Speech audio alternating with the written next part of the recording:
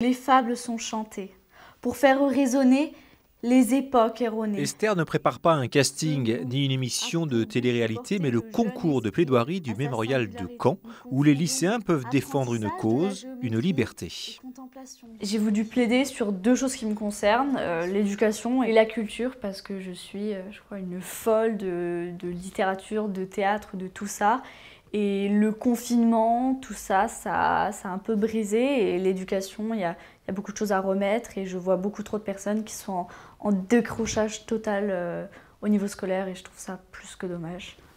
Rédiger une plaidoirie nécessite beaucoup de préparation, un vrai travail de fond, d'argumentation.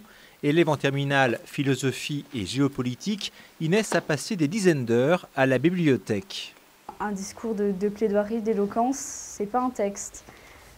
C'est de la lecture qu'on donne aux gens, pas pour qu'on le vive nous, mais pour les faire vivre eux et chacun à sa façon. Inès peut compter sur l'appui des professeurs et la direction de son lycée. L'établissement présente régulièrement des élèves au concours d'éloquence et de plaidoirie. Ça donne de l'assurance, ça leur permet de prendre l'habitude de s'exprimer très clairement en argumentant.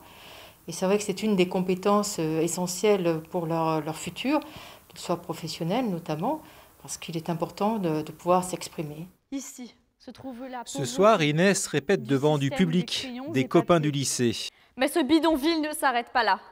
Il va bien au-delà car il engendre un discours de dominé à dominant. Elle peaufine sa plaidoirie de 8 minutes. Fin janvier, elle sera jugée avec les 9 autres candidats encore en course dans la région. Insulte-moi, humilie-moi, abuse de moi. Un seul d'entre eux participera à la finale prévue en mars, au mémorial de Caen. Muselée que je suis, je ne puis répondre.